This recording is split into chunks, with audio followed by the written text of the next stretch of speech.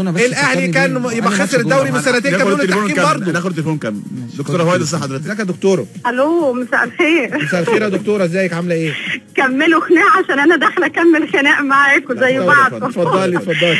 اولا الحمد لله على سلامه احمد جلال، انا كنت بسال عليك كتير والله، والف حمد لله على السلامه، عشان انا مقدره جدا الالم اللي انت كنت فيه. يعني انا دكتور السنان يا عم ما عندهاش عياده. معلش بقى يا مهيب، ربنا يرحمكم، ربنا يرحمكم مني، كفايه عليكم التليفون بتاعي. ربنا يخليك يا دكتور. ربنا يخليكم جميعا. عموما انا طبعا بتكلم بخصوص اكيد المشكله الحاليه بتاعتنا الزمالك والمقصه. هو سؤال واحد، هل خالد الغندور، انا مش هكلم مهيب ولا هكلم جلال، انت مقتنع بكلام حازم امام؟ الحمد لله. من ايه؟ قولي لي ايه اللي ما اقتنعتيش بيه؟ باي مبرر من مبرراته انت مقتنع؟ حاجه واحده، هو عارف ان الزمالك عنده عقده الاضطهاد، انا هجيبها لك على بلاطه. عندنا العقده المؤامره الكونيه علينا، تمام؟ وهو شايف ان كان في مبررات بتقول الكلام ده، تمام؟ طيب هل هو في الوضع اللي هو فيه يتاخد رأي على حاجة ضد اللائحة؟ أنا بقى بكلمه ككابتن نادي الزمالك، واحد بيفكر يكون رئيس نادي الزمالك. طيب أنت موجود في كيان، الكيان ده أخذ قرار معاكس لبداية اللائحة بتاعة المسابقة، مظبوط؟ صح، الاستبدال، قصدك الاستبدال طبعا. القرار ده هو رفضه حقه، او يقبله برضه حقه كعضو يعني. اللي بقعنيه هنا القرار ده اتاخد وهو مش موجود. مظبوط؟ صح. ولم يعلم ان في جلسة، ده حسب كلامه هو، لم يعلم ان في جلسة هيقر فيها او يرفض هذا الكلام. مظبوط؟ مظبوط. وكان الاستاذ كرم كردي مش موجود. مظبوط. وخالد لطيف جه متاخر. حلو الكلام. قبل على نفسه يكمل ازاي؟ انا ما بقولش. بص يا دكتوره لو كل واحد مشي عشان في حاجه مش عاجباه ما حدش هيقعد. انا ما قلتش كده خلاص، لكن انا بتكلم في حته هو يعلم، ده حسب لسانه هو اللي بيقوله لك. انا اعلم ان الزمالك دايما بياخد المواضيع بحساسيه عشان فيه قبل كده خلفيات كتير. يعني انت عارف، وهو بيقول لك انا مش مندوب نادي الزمالك. هو حقيقي مش مندوب نادي الزمالك في الاتحاد، لكن هو بيمثل بصوره او باخرى نادي الزمالك. هو حضرتك يا دكتوره اهلاويه ولا زملكاويه؟ لا والله. لا زملكاويه طبعا. طبعا الاتحاد انا بقى ولا ايه يعني؟ لا طبعا خلاص. لا اتحاد الكوره ولا الاتحاد السكندري برضه يا دكتور؟ يعني حضرتك زملكاويه؟ طيب بس ماشي. يا جلال، بس يا جلال مهيب ما تسالش اسئله مستفزه خلاص. اوكي. المهم نفسي يسال نفسه السؤال ده، يعني انا نفسي هو يسال نفسه هو زملكاوي ولا اهلاوي؟ احنا عارفين خلاص، مش مهم، هو مش عايز يقول، مش مشكله خلاص. فده سؤال لحازم امام. السؤال الثاني، انا ما اعرفش نص الجواب. طبعا الغلطه الوحيده بالنسبه لي في المستشار مرتضى منصور حاجه واحده، انه اعتمد ان هو فاهم ان هو بيكلم رئيس الاتحاد هاني ابو ريده، لان هو ما بيخاطبش موظف صغير. صح. وكلم ثروت سويلم، ولما قال لهم الماتش الوضع كذا كذا والماتش عندنا كذا كذا، قال له خلاص هنخليها يوم الثلاث. لما الكلام يمشي ما بين رئيس نادي وما بين رئيس اتحاد، عيب مرتضى منصور الوحيد او غلطته بالنسبه لنا او بالنسبه للروتين اللي هم بيتمسكوا بيه النهارده، الورقيات. صح، مفيش ورق رسمي. ماشي، لكن سوري بقى في اللفظ، احنا مش هنستعبط على بعض. طب ما هو لما الاهلي حب يغير ماتش الجونه، ماتش المقصه، ويخلي الماتش ده بتاعه والماتش ده مش بتاعه، الاثنين لما اتفقوا بلغوا الاتحاد، والاتحاد وافق، عامر حسين وافق. طب حضرتك عرفتي نص المكالمه اللي دار ما بين المستشار مرتضى وما بين بص انا ما بتكلمش. بص انا بناء على كلام المستشار. ايوه ماشي، في مكالمه حصلت، حضرتك عرفتي المحادثه اللي حصلت ايه؟ بص انا هقول لك انت بانيه كلامك على الكلام دوت. انت بنيتي كلامك، ما انا بقول لك عشان تكملي. انت بنيتي كلامك على حاجه افتراضيه ما تعرفيش داخلها ايه، وده غلط. تمام ثواني بس هكمل وجهه. والله انا سيد. هكمل وجهه نظري ليه انا بنيت او انا ما بنيتش. لما واحد انا لما اطلع اقول على الهوا انا كلمت فلان وعلان بالاسامي زي بتوع زي قيادات الامن، خلاص يبقى انا المفروض مش هقدر انطق بلفظ واسم منهم الا لما اكون متاكد ان كلامي صح، والا هيطلع يكذبني يقول لي لا تعالى بقى ده انت راجل كذاب، ده الكلام ده ما حصلش. لما يطلع يقول انا اتصلت بهاني ابو ريده وكلمت ثروت سويلم والاثنين ما كانوش يعرفوا ان الماتش اتاجل وقالوا لا هيبقى كذا، ابسط حاجه عشان تطلع مرتضى منصور راجل كذاب وراجل بيضحك على جماهيره وراجل غاوي شو بيتمنظر، اطلع قول لا انا ما قلناش الكلام ده والكلام ده ما حصلش وواحد اتنين تلاته. مش عيب. عارف ليه مش عيب؟ عشان مرتضى منصور وصل لنقطه ان يقول لو في راجل يطلع يكلمني او يطلع يكذبني. لما خالد بيومي يكتب يقول، وطبعا احنا نعرف خالد بيومي اكيد من كتاباته انسان محترم، انا بشوفه كده يعني اكيد طبعا. لما يطلع يقول محدش بيرد على مرتضى منصور ليه؟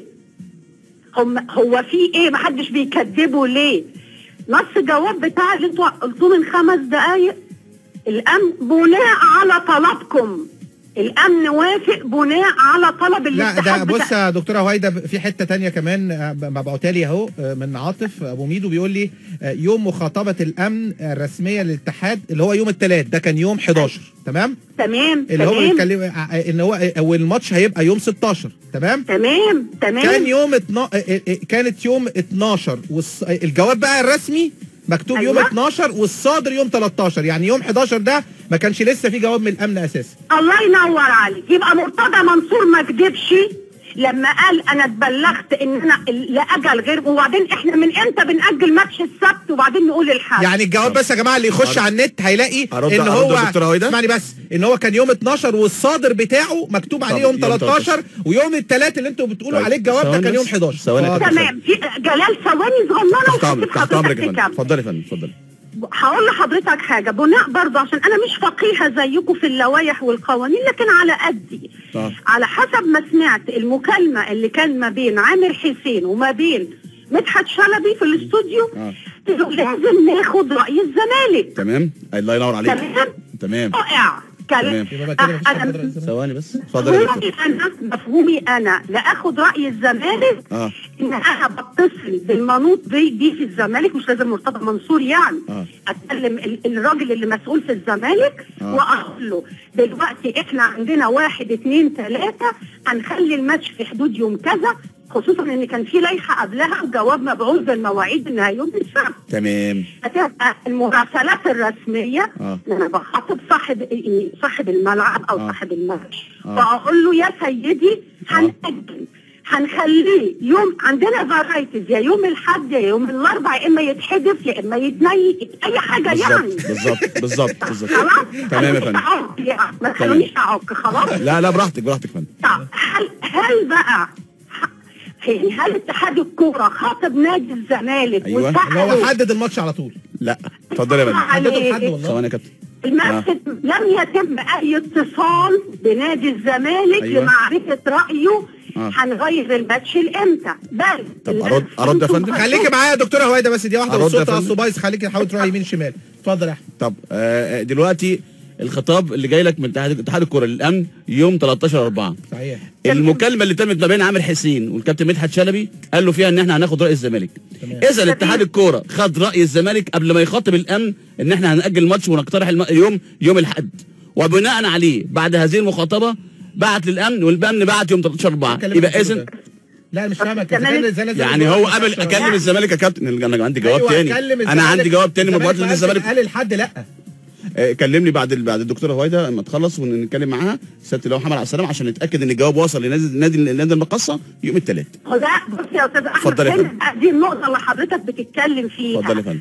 انت ما خدتش رايي، انت بعت لي تقول لي انا اجلت الماتش من يوم كذا يوم كذا، انت فرضت عليا رأي لما انا اعترضت. قال لك ايه؟ هو مقام في نفس اليوم. طب لا دكتوره هويدا استني بس، استني دي واحده. يوم الثلاث مش في جواب راح للزمالك والمقصه بان الماتش هيتلعب، ان احنا نقترح ان احنا نلعب يوم الاحد وننتظر موافقه الامن. لا لا لا لا لا ما تقولش لا اسمعني بس، انا بقول لك هتجيب لي واحد دلوقتي ويرد. اسمعني بس، اسمعني خليك بالراحه كده يا كلام. ما انا سامعك والله. انا دلوقتي الجواب جه يوم الثلاث صح للزمالك والمقصه، تمام، ان الامن مش موافق صح؟ لا ان الامن ان احنا هم الامن ان احنا هنبعت للامن ان احنا ناجل الماتش من السبت للحد. ليه؟ عشان الامن العام في مديريه امن القاهره قال ان احنا بسبب تامين احتفالات الاخوه المسيحيين باعياد قيام المجيد هنأجل الماتش. طب استنى يا دكتوره هويدا، دقيقه واحده بس، دقيقه واحده يا دكتوره هويدا. طيب انت بتقول يوم الثلاث الجواب راح للزمالك والمقصه ان الامن مش موافق وان احنا هنخليها لحد عشان يوم السبت كذا كذا، صح؟ كمل. صح؟ جواب الامن جاي امتى؟ جواب الامن جاي يوم 13. طب ازاي انت جواب الامن جاي يوم 13؟ المفروض الامن يخاطبك قبل يوم 11. جواب اتحاد الكوره صدر قبل جواب الامن. يعني انا دلوقتي الاتحاد الكوره الامن خاطبك يوم 9 فانت بعت الجواب يوم 11. بص لكن الامن هيخاطبك يوم 13 ولا يوم 12 وانت من يوم 11 عايز تاجل ازاي يعني؟ تأجل بالموافقة الرسمية بتجي لك يوم 13 يا كابتن، الموافقة الرسمية من الأمن. الموافقة إيه؟ بيقول لك إن الأمن مش موافق على مباراة لعب السبت، المفروض يبقى في جواب. لا يا كابتن، الجواب يوم 13 ده بيقول إن إحنا نوافق على إقامة المباراة الأحد بدلا من السبت. الجواب بيقول كده. النقطة بقى هنا. أيوه يا فندم. مين خدوا هم طلبوا من نادي الزمالك ونادي المقصة إن الماتش وبعتوا لهم رسمي إن الجواب ان الماتش يتلعب يوم معنى دي نقطة الخلاف هنا. دي نقطة الخلاف هنا. طلعي لي يا فندم بقى، او ما هو دكتوره بتطلعي لي بقى يا فندم رفض من نادي الزمالك بان الماتش ما يتلعبش يوم الاحد، وبعتوا مكاتبه رسميه لاتحاد الكوره زي ما بعت لنادي الزمالك مكاتبه رسميه. انما الكلام شفهيه ما ينفعش. لا ما طلع على الهواء. اما انا هقول لك حاجه يا استاذ احمد. بص، هي دي النقطه اللي بنتكلم فيها. ايه هي؟ انت لما تاخد رأيي غير انك تلزمني بجواب رسمي. انت ما تفرضش عليا ميعاد. انت طالما انت بعتلي في الاول جدولي بمواعيدي يبقى تحترمها، لكن ظروف خارجة عن ارادتك والامن العام مع ان الامن العام لعب ناس يومين مش قصة، ومع ان برضو ان يوم الحد ده عيد مش قصة. خلاص انت من حقك تقول لي بصي الامن وبنتكلم بالورقيات بقى. أيوة. سوري، يبقى لما ببعت لنادي الزمالك ونادي المقصة واقول لهم بص كده الماتش بتاعك اتأجل من يوم كذا ليوم كذا بناء على رغبة الامن، وده جواب من الامن بيفيد بكده. لكن ما تطلبش ان هم يتعاملوا شفوي مع الامن وتلزمني انا ما اتعاملش شفوي مع رئيس اتحاد الكوره. مين قال يا فندم ان في التعامل مع الامن كان شفوي؟ مين قال كده؟ الشفوي بدليل ان الجواب لما صدر بتاريخ متاخر. سيبك من ده كله، الامن قال لك انا مش موافق على لعب يوم السبت، شابوه، بحترم ولازم اسمع الكلام. لكن هل الامن قال لك لازم الزمالك يلعب يوم الاحد؟ لا ما قالش كده. يبقى مين اللي قال كده؟ اتحاد الكوره اللي اقترح ده الكلام ده. اتحاد الكوره. المقصه والزمالك مش موافقين على الحد. ما قالكش ان المقصه مش موافق. المقصه لو المقصه لما شافك كان راح. اتفضل يا فندم. بص، ما هو قال لك موافق ثلاث. لا استاذ عبد السلام انا سمعته بودني. بودني مش حد قال لي ولا ما اعرفش نقلا عن نقلا. ايوه يا فندم. الراجل قال وبنظير يعني وساعه ما مرتضى عرض الجوابات خلاص قال لك ان عبد السلام والراجل طلع قال نفس الكلمه. انا ما عنديش مشكله. صح. يتاجل يوم حد، يتاجل قبل ماتش الاهلي، يتاجل صح. يوم سبت، مش بتاع يعني مش هعترض، مش هعمل مشكله. مظبوط. خلاص مظبوط. فالزمالك قال له خلاص. فالزمالك اتكلم غلطه مرتضى منصور. أيوة. عشان بقى بنتكلم انه ما استعملش الورقيات بس. شكرا. استعمل الموبايل. معانا ابو ريده بس كده. انا معاك يا فندم. وحضرتك يا دكتوره متاكده ان انت دكتوره في الاسنان؟ والنبي ابعت لك البطاقه يا مهيب. مش دكتوره في حاجه تانية يعني في اللوائح في كله ولا محاميه مثلا؟ شاطره طبعا. بشكرك يا دكتوره، بشكرك يا دكتوره. وماما الدكتوره بتذاكر وطلع عينها في المذاكره، كلام مظبوط، فلازم بترتب الاحداث. يعني اتكلم بقى اللي هو محمد عبد السلام بعد الفاصل يا بنوب. بتفهم يعني هي ما شاء الله عليها. صح. هو بيني وبينك بصراحه ما ينفعش برضو طالما في ورق رسمي، ما ينفعش اطلع اقول هاني ابو ريده قال لي، فلازم هاني ابو ريده كان يبعت لي ورقه رسميه برضو. فهمت بقى يا ريس؟ صح. وصلت ليك؟ لا وصلت يا باشا. بس يا باشا. لا وصلت يا باشا. يا باشا ده يا باشا احنا